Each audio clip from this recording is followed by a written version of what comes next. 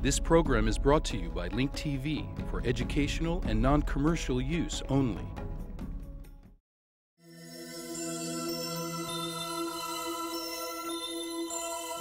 Mosaic, a daily news program from Link TV, presents a selection of news reports from independent and state-controlled broadcasters from throughout the Middle East.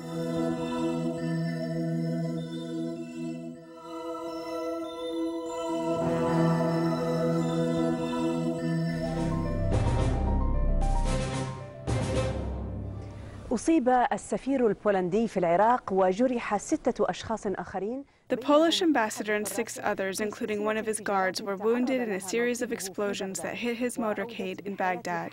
One of the ambassador's guards and a bystander were killed. This incident brings back to light the kidnappings and killings which have targeted diplomats of different nationalities in Iraq during the past 4 years. كان موكب الدبلوماسي البولندي يخترق شارع العرصات في قلب العاصمة العراقية. The Polish diplomatic motorcade was traveling on Arasat Street in the heart of the Iraqi capital when 3 explosive devices detonated. It does not appear that the ambassador's wounds pose a major threat to his life. He was transferred to a military hospital for treatment in the Green Zone. The 57-year-old Polish ambassador, General Edward Pietrzyk, is new to Iraq and to diplomacy. He served as a general for the infantry forces in his country and last April was appointed as the ambassador to Baghdad. Since the collapse of the Socialist Military Alliance, Warsaw has urged taking steps towards the West and specifically towards the United States. This has enabled it to support its embassy in Baghdad and American interests there since the Gulf War of 1991. منذ حرب الخليج عام 91 كما كانت من أوائل العواصم التي أيدت الغزو الأمريكي. Warsaw was also one of the first capitals that supported the American invasion of Iraq and provided approximately 1,000 of its forces, which operate in southern Baghdad. While other countries in the European Union have withdrawn their soldiers from Iraq, including Spain and Italy, Poland wanted to distinguish itself by maintaining its troops there, saying that it would review the situation by the end of this year. The targeting of the Polish ambassador raises some essential questions. Was the man targeted because he is the ambassador of a country that has become one of America's main allies in Iraq, especially as London continues to reduce its military commitments to Washington? Or was he attacked solely because he is an ambassador, and was this merely a coincidence? If having a unique relationship with the U.S. was the main factor, then diplomatic representation of any kind is enough to become a prime target by the resistance, militias, and many other groups, which are finding fewer places to carry out their armed operations. أو الميليشيات والجماعات الكثيرة التي تضيق بها ساحات العمل المسلح في العراق. This week, the Iraqi Foreign Minister, Hoshyar Zobari, said that countries including Azerbaijan, Indonesia, and the United Arab Emirates are prepared to resume their diplomatic activities in the country. If this is actually achieved, then it may be considered another success for the Iraqi government and the occupation authority, which would bring good news to observers, that they have succeeded in limiting the cycle of violence and losses in a notable way.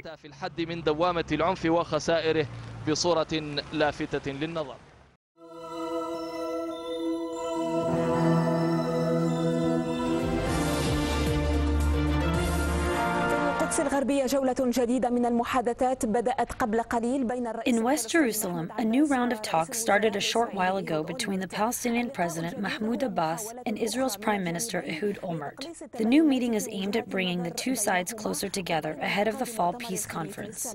In addition, the two leaders are expected to review some of the issues discussed during their previous meetings. Asman Khouri reports.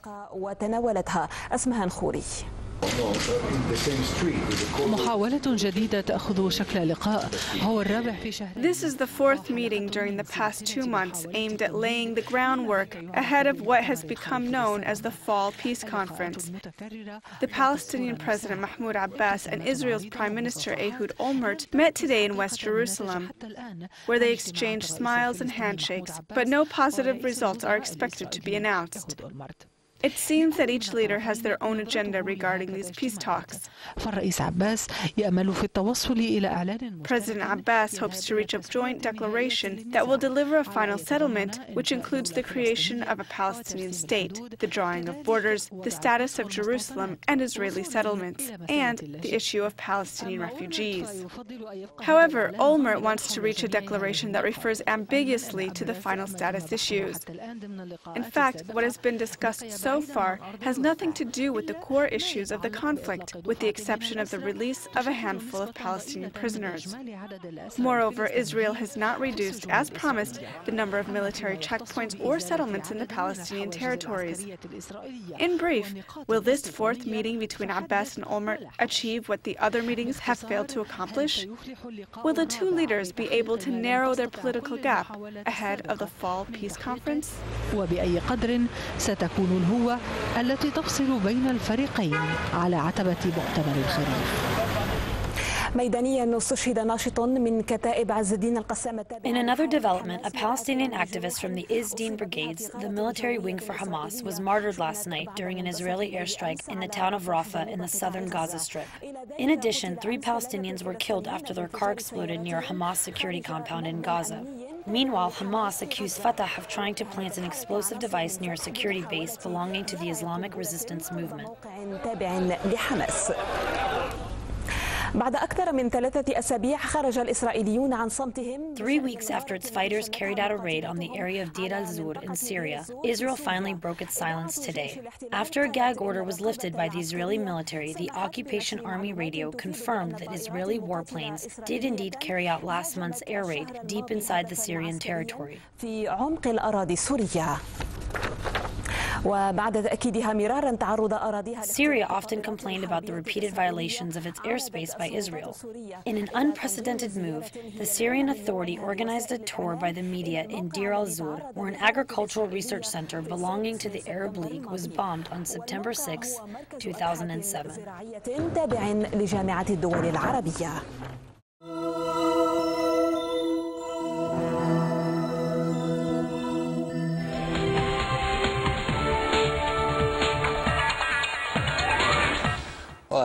تصعيد الاحتلال الصهيوني في قطاع غزة خلف وراءه عدد. The Zionist escalation in the Gaza Strip left many children injured. Shellings and missile attacks have injured and permanently disabled these children. Our correspondent Mohammed Al-Ashi visited the Al-Shifa Medical Complex and provided us with the following report. A warning to our audience, this report includes disturbing images.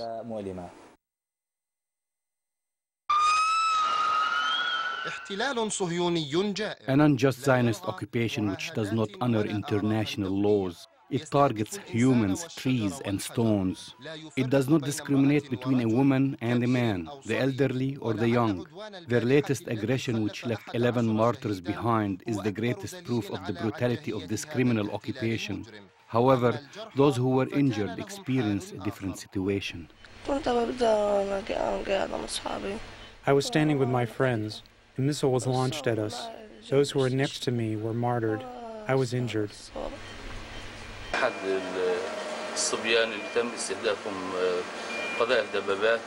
A tank shell landed outside a young boy's house. A group of children were injured. This patient was severely injured. He went into shock. We performed surgery on his stomach, and we operated on his intestines.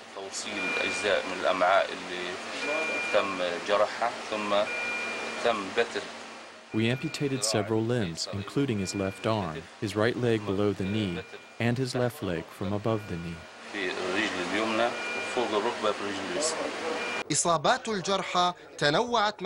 The injuries varied from torn limbs, burns, and mutilations. This poor mother is shocked by the image of her young son who lost one of his legs.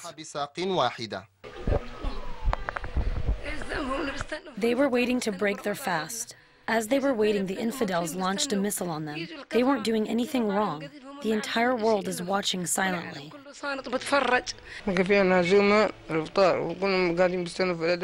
We were waiting to break our fast. Then a tank came and launched a missile towards us. We were severely injured. My leg was amputated. This young boy was standing with his friends to break their fast, but they were surprised that a mortar shell filled with nails was fired at them from a Zionist tank. My friends and I went to see the scene of the incident. Then we were surprised that the tank fired a shell with nails at us. No one came to help us. There were no ambulances to get us. Every time the children and young men came to evacuate us, the tanks would fire at them. They put all 6 of us, one on top of the other, in one car. The doctors who were supposed to be the angels of mercy were not available. They refused to accompany us or comment on the patient's conditions because they were afraid of the consequences that may befall on them from Ramallah.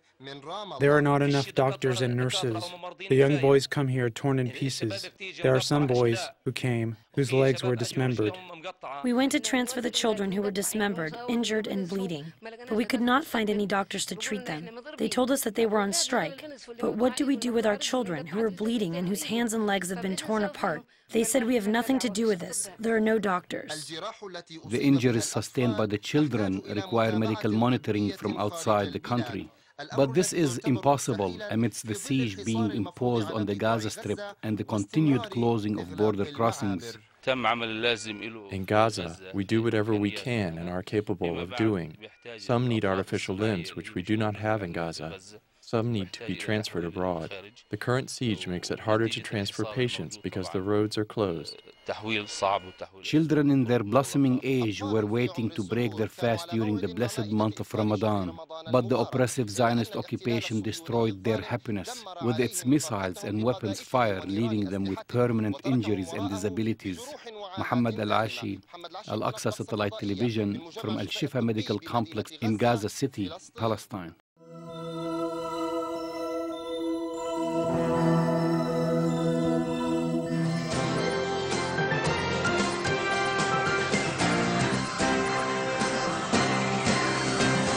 U.S. authorities have begun deportation proceedings against an 85-year-old man who served as a Nazi guard in the infamous Dachau and Buchenwald German concentration camps during the Holocaust.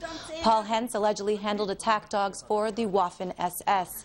U.S. officials say that Hentz is a German citizen who lives in suburban Atlanta and entered the country after hiding his concentration. The Justice Department says that Hess trained the dogs to bite without mercy and literally tear prisoners to pieces if they attempt to escape. Speaking from outside his home, Hentz admitted that he was in the SS, but angrily denied committing war crimes and claims that he never set foot in Dachau or Buchenwald. And they even say I was by the Hitler Youth. They said you were part of Hitler's, everybody yes. was with the Hitler Youth. Even the Pope. Papa, sit down. And then they sent me, down. I was trained as a dog trainer, you know. I didn't join the SS to be in concentration camp. I fight on the front. I was wounded 2 times in Russia. It just come now, after, this is 65 years after it happened, you know, 65 years.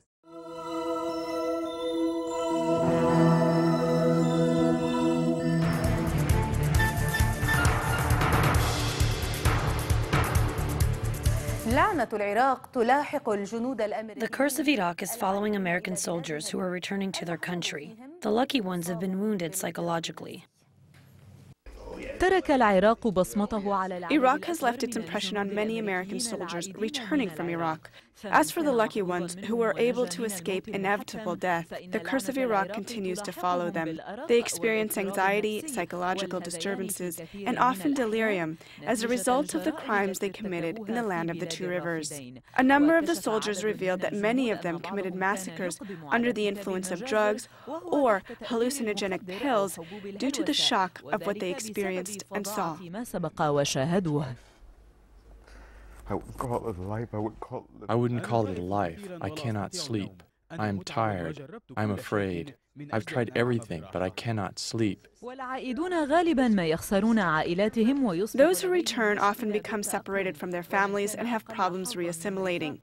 Those who have less luck than their companions might have lost one of their limbs, like an arm or a leg. Some of them have lost their legs as a result of landmines. These soldiers may have sustained even greater injuries because they suffer from psychological disturbances that may lead them to suicide. In addition, they are addicted to various kinds of drugs, which are taken to forget about their physical wounds and isolate themselves from others. Basically, saw my leg being dangled. I saw my legs barely attached to my body. I have begun to adapt to this. However, I'm distressed that I lost my legs in a useless war. I don't know how I will spend the rest of my life. The psychoanalyst Meredith Beck, who is participating in a program to rehabilitate soldiers who are returning from Iraq, confirmed that the war will leave both physical and psychological effects. Soldiers may be able to overcome their physical wounds, but it will be impossible for them to overcome the psychological and social ones.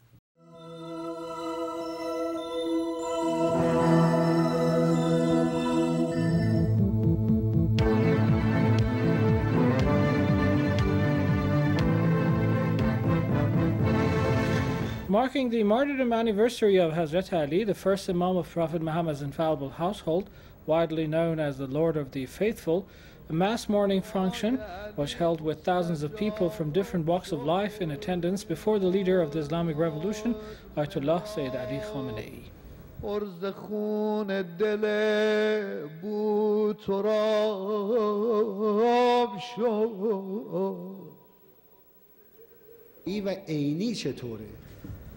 Meanwhile, in the day, President Mahmoud Ahmadinejad took part in another mourning service in Tehran that efforts to bring about reforms at national and international levels need to be pushed ahead on a parallel basis. President Ahmadinejad went on to say, national plannings will become far from possible regardless of decisions made by world bodies which target the nation's policy, economy and culture. Following the ceremony, President Ahmadinejad told our reporter that the atrocities committed by the Zionist regime of Israel against Palestinians amount to a big obstacle to sustainable peace and tranquility world over and intimidate human respect at large. Also in a press conference on the margins of the UN General Assembly session, Foreign Minister Mottaki said the U.S. is in no position to launch a war against his country, but warned that Tehran would retaliate if attacked. Our analysis is clear. U.S. is not in the position to impose another war in our region against their taxpayers. Of course, at the same time, any country based on its defense policies and doctrine should be prepared. In reaction to the threat made by U.S. allies against Iran's nuclear program, Mottaki further said, Iran sees no reason to give up its right to the peaceful use of the energy. If you raise the same question for your country, which has plenty of resources of oil, but about 25% of your energy is coming from nuclear power plant. If it's good for United States, why it is not good for Iran? If it is bad for Iran, why you are not following the same policy in your country?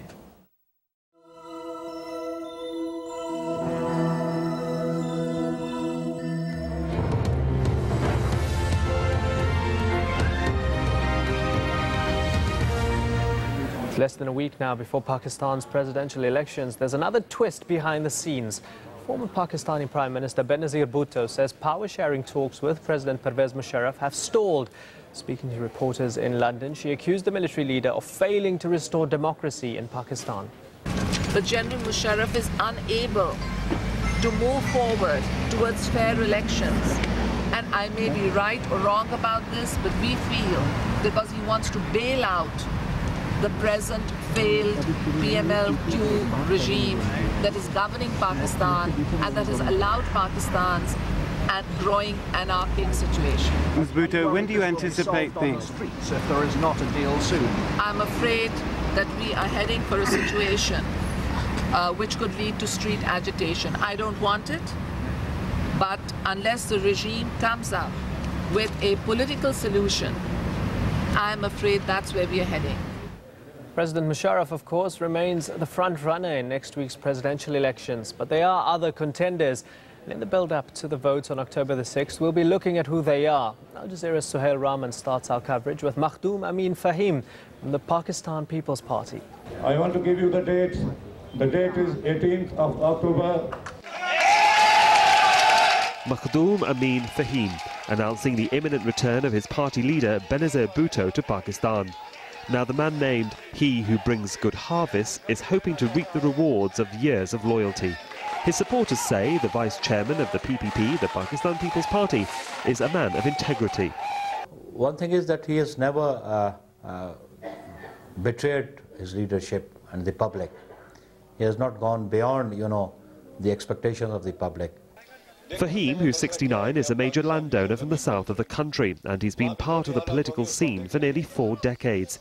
Fahim finds himself walking a tightrope, not rejecting a deal with the pro-Musharraf government while denouncing the president. Next Saturday's vote takes place in regional and national parliaments. But in a country where politics is a national sport, everyone's got an opinion. I want to see Makhdoom Amin Fahim as the president of Pakistan next time, because he's a politician and he has been in Pakistan politics for a long time. So he knows the Pakistan politics better than Musharraf. I can't believe they will do something for the country, because the People's Party have 2 times record. The PPP said Amin Fahim would run if Musharraf's bid was ruled illegal by the Supreme Court. It wasn't, but he's still in the race for Pakistan's most high-profile and powerful job. Suhail Rahman, Al Jazeera, Islamabad.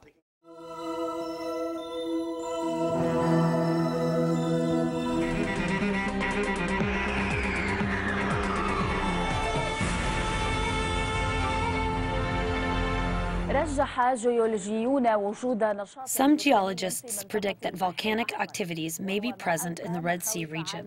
This news has stirred international fear over the foreseeable repercussions on the environment and the region's tourism and oil industries, especially in the Bab Mandab Strait, where 3.5% of the world's oil supplies pass through it. غضب جبل الطير البركاني يثير مخاوف سياحية ونفطية في منطقة البحر الأحمر. The anger of the volcanic Tair mountain has stirred fear over the future of the oil and tourism industries in the Red Sea region, which is known for its many islands. The Red Sea region, which is home to more than 379 small islands, separates the Arab Peninsula from the African continent and extends from northwest to southeast. In addition, the Red Sea contains clusters of coral reefs and ridges, and its islands are one of the richest fishing areas in the world. According to studies, more than 1,200 different types of fish live in the Red Sea, and the majority of them can be eaten. In addition, the Red Sea is home to more than 3,000 coral reefs. The volcano is located in one of Yemen's islands. Therefore, the Yemeni government heightened its geological preparedness due to fears that its tourism industry would suffer, especially since the number of Yemeni islands in the Red Sea number 150, the most famous being Arsabil Hanish in the south. Fears rose over the possibility of the volcano erupting and spreading throughout the Red Sea region. If this was to happen, it could also affect the tourism industry in Egypt, which has 22 islands. The volcano has also raised fears about the oil industry. The southern entrance of the Red Sea is the Mandab Strait, which is a narrow and important passageway for the transportation of oil to the Suez Canal and to the southern port where the Somid pipeline in Egypt can be found. This transports crude oil to the Red Sea countries and beyond. Nearly 30 million barrels of oil, or 3.5% of the world's supply, pass through the Mandab Strait on a daily basis. The volcano will not die down anytime soon, but rather it will take time to settle down and may erupt again. Khalid Belkashif, Al Arabiya. البركان لن يخمد سريعا بل سيأخذ فترة من الوقت حتى يهدأ وربما ثار من جديد. خالد الكاشف العربية. Hi, I'm Jamal Dajani, producer of Link TV's news digest Mosaic World News from the Middle East. 6 years ago, the tragedy of September 11th sparked a sudden and deep interest in the Middle East. To fill that need, Link TV launched Mosaic to give Americans access to the news that millions see throughout the Middle East and North Africa. Today, the program has grown to include more than 30 different broadcasters. It won a Peabody Award and has become a major presence on the internet. I want to thank you for all these achievements because it could not have happened without your support. It also could not have happened anywhere else, really. I've made more than 1,400 episodes of Mosaic and never had to censor anything because of threats from advertisers, corporate underwriters, or the administration. Unfortunately, this kind of editorial freedom is an anomaly in this day and age. So I urge you to call 1-866-485-8848 or log on to linktv.org now to keep Mosaic the way it should be, real, uncensored, and honest. Click on the red support button and give any amount that works for you. Every donation, big and small, matters. Even a few dollars a month as a sustaining supporter will add up. It's easy to sign up. Just have your credit card ready. Your automatic contributions will continue for as long as you want. Make it $20 per month or more, and we'll send you the Link TV Official News Junkie t-shirt. We designed it to honor all of you who are out there hooked on Mosaic and all other international news you can see right here. The number again is 1-866-485-8848, or go to linktv.org and hit the support button. It's fast, it's easy, and secure. This is a critical time for Mosaic. We need to raise $200,000 in the next few months to keep this program on the air through December. Those funds are necessary to continue to send you our shows online and via podcast, to continue to produce the weekly Mosaic intelligence reports, and to continue making Mosaic available on TV and on the internet to millions of people worldwide. We need you to contribute right now. Stand behind this one-of-a-kind program with a $100 donation today. We'll thank you with the brand new Link TV 2008 Day and Month Planner. And for $300 donation, we'll thank you with the Mosaic gift pack. This includes the yearly planner, our Mosaic tote bag, along with a DVD handpicked by our staff. Films like The Dreams of Sparrows or Paradise Now. Plus, we'll also throw in one of our best-selling books, such as The Shia Revival by Vali Nasser. You're guaranteed to get a bag filled with some of the best pledge gifts illuminating the Middle East. And more importantly, you'll be ensuring that Mosaic is here for another season. Remember, you can get all these gifts online as well. Just go to linktv.org and click on the red contribute button, where you can make a safe, secure donation. Or call the number on your screen, 1-866-485-8848. Take this opportunity and call now. I'll be back in just a moment. Imagine if people around the world, let alone this country, got to see Link TV, the culture of the world. I believe that war would be abolished in the 21st century. Please support your independent, non-profit, non-corporate Link TV, because it is yours.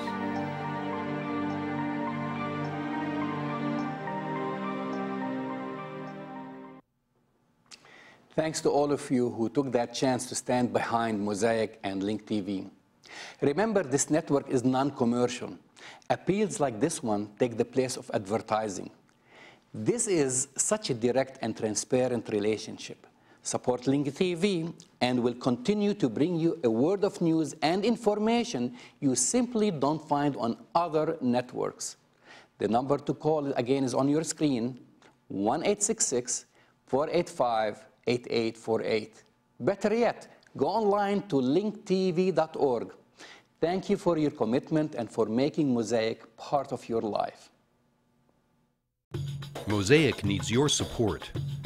Help us reach our goal to raise $200,000 by the end of the year to keep Mosaic on the air. Pledge your gift today at 1-866-485-8848 or linktv.org. Get more news about the Middle East online at linktv.org/Mosaic. The Mosaic webpage offers a complete archive of Mosaic programs, program transcripts, the Mosaic video podcast, and the Mosaic Intelligence Report, a weekly analysis of the hottest stories from the Middle East. The views expressed on Mosaic are those of the participating broadcasters, not Link TV or its sponsors. The production of Mosaic is made possible with the support of viewers like you.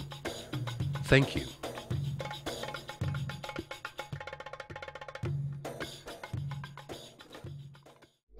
This program was brought to you by Link TV for educational and non-commercial use only. Link TV is the only U.S. television network devoted to global and national news, with uncompromising documentaries and diverse cultural programs. Programs which connect you to the world.